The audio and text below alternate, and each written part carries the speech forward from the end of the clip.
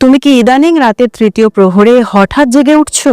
ঘড়ির কাঁটায় যখন রাত ৩টে বা ৪টে, তখন কি এক অদ্ভুত শিহরণ তোমার মেরুদণ্ড দিয়ে বয়ে যায়? তুমি হয়তো ভাবছো এটা অনিদ্রা বা ক্লান্তি, কিন্তু আধ্যাত্মিক বিজ্ঞান বলছে মহাশিবরাত্রির ঠিক আগে এই সময়টা স্বর্গ আর মর্তের দূরত্ব সবচেয়ে কমে আসে। এই মুহূর্তে তোমাকে কিছু দেখাতে চাইছেন মহাদেব। তোমার অবচেতন মনের পর্দায় তিনি কিছু ছবি এঁকে দিচ্ছেন। এগুলো কি শুধুই স্বপ্ন, নাকি তোমার ভাগ্য পরিবর্তনের ব্লুপ্রিন্ট? শোনো বন্ধু, আগামী 15ই ফেব্রুয়ারি মহাশিবরাত্রি। এই দিনটি আসার আগেই প্রকৃতি নিজেকে সাজাতে শুরু করে, আর ঠিক সেই সময় যদি তোমার স্বপ্নে এই 6টি চিহ্নের কোনো একটি ফিরে ফিরে আসে, তাহলে জানবে তোমার ওপর মহাকালের নজর পড়ছে। তুমি কি জানো, শিব ঠাকুর যখন কারোর জীবনে আসেন, তখন তিনি প্রথমে তার জীবনের আবর্জনাগুলোকে পুড়িয়ে ছাই করে দেন। আজ আমি তোমাকে সেই পরিবর্তনের পথে নিয়ে যাব। এই ভিডিওর সাথে শেষ পর্যন্ত থেকো বন্ধু, কারণ আজ এই ভিডিওর শেষে লুকিয়ে আছে এক অনন্য আধ্যাত্মিক দিশা। প্রথম স্বপ্ন। স্বপ্নে নিজেকে কোনো এক নির্জন পাহাড়ে বা ঝর্ণার পাশে শিবলিঙ্গে জল ঢালতে দেখছো কি তুমি? এই স্বপ্নটির গভীরতা ঠিক কতটা তুমি কি জানো? রামকৃষ্ণ পরমহংসদেব বলতেন, ভক্তি হলো সেই অমৃত যা পাথরের মূর্তিতেও প্রাণ প্রতিষ্ঠা করে। স্বপ্নে শিবলিঙ্গে জল ঢালা মানে তোমার মনের ভেতরের তপ্ত মরুভূমিতে আশীর্বাদের বৃষ্টি নামতে চলেছে। কিন্তু যদি দেখো জল ঢালতে গিয়ে কলসি ভেঙে যাচ্ছে বা জল নোংরা, তবে সাবধান বন্ধু, এটা সংকেত দেয় যে তোমার ভক্তির পথে কোনো অহংকার বা স্বার্থ বাধা হয়ে দাঁড়িয়েছে। কিন্তু যদি সেই জল স্বচ্ছ হয়, তবে জানবে তোমার কপালে থাকা দুর্ভাগ্যের রেখা স্বয়ং ভোলানাথ মুছতে শুরু করেছেন। তোমার কি মনে হয় ইদানিং তোমার মন খুব বেশি অস্থির? এই স্বপ্নটি কিন্তু সেই অস্থিরতা থেকে মুক্তির গ্যারান্টি দিচ্ছে। দ্বিতীয় স্বপ্ন, কালো শিবলিঙ্গ দেখা। কালো শিবলিঙ্গ দেখা মানে অনেকে ভয় পায়, কিন্তু মনে রেখো বন্ধু, মহাজগতের আদি এবং অন্ত দুই কিন্তু হলো কৃষ্ণবর্ণের। যাদের জন্মছকে শনির প্রভাব বেশি হয় বা যারা কর্মজীবনে চরম বাধার সম্মুখীন হচ্ছ, তাদের জন্য মহাদেব এই রূপে ধরা দেন। কালো পাথর মানেই হলো স্থিতিশীলতা। তুমি কি লক্ষ্য করছো ইদানিং তোমার শত্রুরা হঠাৎ করে সক্রিয় হয়ে উঠেছে? সবাই যেন তোমার পিছনে লেগেছে।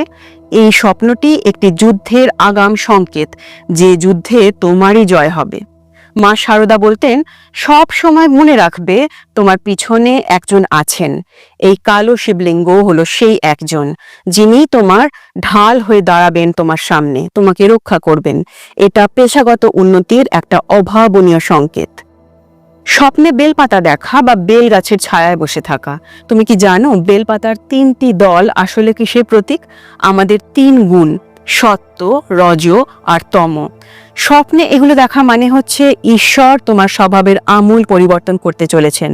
যাদের সংসারে নিত্য অভাব, যারা মাসের শেষে গিয়ে দিশেহারা হয়ে পড়ছে, তাদের জন্য এই স্বপ্নটি ব্রহ্মাণ্ডের এক উপহার।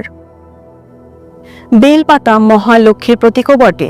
মহাশিবরাত্রির আগে এই স্বপ্ন দেখার অর্থ হলো মা লক্ষ্মী তোমার উপর প্রসন্ন হতে চলেছেন, কারণ তুমি মহাদেবের শরণাপন্ন হয়েছ। দারিদ্র্য কেবল অর্থের নয় বন্ধু, যদি মনের দারিদ্র্য থেকে থাকে তবে তাও দূর হবে। আগামী কয়েকদিনের মধ্যে কি কোনো শুভ খবর পাওয়ার অপেক্ষা করছো তুমি? চতুর্থ স্বপ্ন, মহাদেবের বাহন নন্দীকে স্বপ্নে দেখা। একটা বিশাল শ্বেতবর্ণ বা কৃষ্ণবর্ণের ষাঁড় ধীর পায়ে তোমার দিকে এগিয়ে আসছে। নন্দী শুধুমাত্র একটি প্রাণী নয়, সে হলো প্রতীক্ষার মূর্ত প্রতীক, যে শিবের দরজায় দাঁড়িয়ে থেকে হাজার হাজার বছর ধরে অপেক্ষা করে। আচ্ছা, তুমি কি জীবনে খুব তাড়াহুড়ো করছো? সবকিছু এখনই তোমার চাই? নন্দীর এই স্বপ্ন তোমাকে বলছে, বৎস ধৈর্য ধরো। যে মানুষ ধৈর্য ধরতে জানে, মহাদেব তাকে তার প্রাপ্যর চেয়েও অনেক বেশি গুণে দেন। এই স্বপ্নটি তোমার জীবনে কোনো বড় দায়িত্ব আসার ইঙ্গিত দিচ্ছে। হতে পারে তোমার নতুন কোনো ব্যবসা বা নতুন কোনো সম্পর্কের সূচনা হতে চলেছে। তুমি কি সেই দায়িত্ব সামলাতে প্রস্তুত? পঞ্চম স্বপ্ন হলো রুদ্রাক্ষের স্বপ্ন। মহাদেবের অশ্রু যখন মাটিতে পড়েছিল তখন রুদ্রাক্ষের জন্ম হয়েছিল। যদি স্বপ্নে তুমি রুদ্রাক্ষের মালা পরছো বা কুড়িয়ে পাচ্ছ বলে দেখো, তবে জানবে তোমার আধ্যাত্মিক সুরক্ষা কবচ তৈরি হয়ে গেছে। তোমার আর কোনো অশুভ শক্তির ভয় নেই। আমাদের চারপাশে অনেক মানুষ আমাদের কুদৃষ্টি দেয় বা নেগেটিভ কথা বলে। রুদ্রাক্ষের স্বপ্ন সেই সমস্ত নেগেটিভ ভাইব্রেশন থেকে তোমাকে রক্ষা করবে। এটা শরীর থেকে দুরারোগ্য ব্যাধি দূর করারও ইঙ্গিত দেয়। ষষ্ঠ স্বপ্ন, শিব মন্দির। কোনো অজানা পাহাড়ে বা মেঘের ওপর একটা মন্দির দেখা। এটা হলো সর্বোচ্চ সংকেত। শিব মন্দির মানে হলো আশ্রয়। তুমি এত দিন ধরে যে আশ্রয়ের খোঁজ করছিলে তা আজ পূর্ণ হয়েছে। স্বামী বিবেকানন্দ বলতেন, তুমি নিজেকে যে অবস্থানে দেখতে চাও, ঈশ্বর তার থেকেও অনেক উঁচুতে তোমাকে দেখতে চান। তাই স্বপ্নে মন্দিরে ঘণ্টা বাজার শব্দ শোনা মানে মহাবিশ্ব তোমার জন্য করতালিতে মুখরিত হতে চলেছে। তোমার জীবনে এমন কিছু ঘটতে চলেছে যা তুমি কখনো কল্পনাও করতে পারোনি। এতক্ষণ ধরে তোমরা যারা শুনলে এই সমস্ত কথাগুলো, তারা এখন সেই মুহূর্তের জন্য তৈরি হয়ে যাও।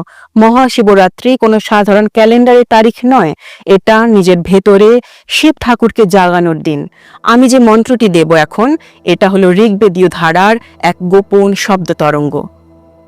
ওম নিধনাপতয়ে নমঃ। ওম নিধনপতন্তায় নমঃ। ওম ঊর্ধ্বরেতসে নমঃ। ওম বিরূপাক্ষায় নমঃ। ওম নমঃ শিবায়। এই মন্ত্রটি খুব ধীরে ধীরে 3 বার উচ্চারণ করো। মহাশিবরাত্রির আগে যে কোনো সোমবার থেকে শুরু করতে পারো। একটা কাঁচের বা মাটির পাত্রে স্বচ্ছ জল নিয়ে তার সামনে বসে এই মন্ত্রটি 21 বার পাঠ করো। পাঠের শেষে সেই জলের দিকে তাকিয়ে নিজের মনের এক গভীর গোপন কামনার কথা বলো, যে কামনার কথা অন্য কেউ জানে না। তোমার জপ আর প্রার্থনা শেষ হলে ওই জলটি কোনো গাছের গোড়ায় ঢেলে দিতে পারো। বিশ্বাস করো বন্ধু, এই সহজ প্রক্রিয়াটা তোমার সংকল্পের সাথে মহাদেবের ইচ্ছাকে যুক্ত করে দেবে।